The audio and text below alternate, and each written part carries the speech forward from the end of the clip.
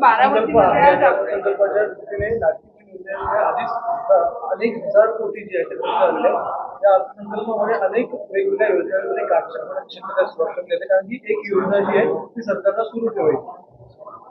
हे अशा कोणत्या योजना सरकारला थांबवता येणार नाही, परंतु शेतकऱ्यांना सर्वसामान्य माणसांना न्याय तर सरकारला द्यावाच लागेल. आणि तो जर दिला नाही तर मला असं वाटतं त्याला विरोधी पक्ष म्हणून आम्ही आवाज उठवू.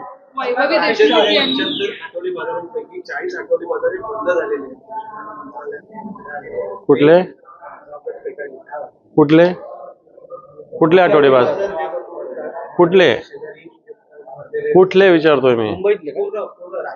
नाही नाही, राज्यात एवढे थोडे, राज्यात खूप जास्त असतात आठवडे बाजार. ती संख्या चुकीची तुमची. आठवडी बाजार हे ग्रामीण भागाचे तरी जिल्हा परिषद त्याला मान्यता देत असते, त्या पद्धतीने होत असताना ग्रामीण भागातले कोणते बाजार कमी नाही झालेले. वैभवी देशमुख यांनी बारामतीमध्ये आक्रोश मोर्चा काढलेला होता आणि आता तरी सरकार आम्हाला दाद देईल का, अशा पद्धतीची मागणी त्यांनी केली आणि हत्येचा निषेध या निमित्तानं हजारो कार्यकर्त्यांनी एकत्रित.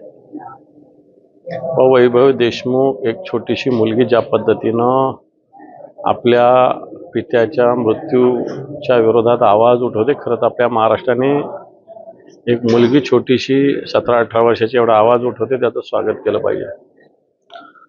आणि महाराष्ट्राची जनतेची मानसिकता काय, आज धनंजय मुंडेसह आरोपी झाले का, पोलीस या आरोपींना वाचवण्याचा प्रयत्न तर करत नाही ना, अशा प्रकारची स्थिती आज सगळीकडे झालेली आहे. आणि त्याच्यामुळे हा महाराष्ट्राचा लढा आज चालूच आहे. वैभवीच्या मागे, मस्साजोगच्या जनतेच्या मागे अख्खा महाराष्ट्र ताकदीनं उभा आहे. एबीपी माझा, उघडा डोळे बघा नीट.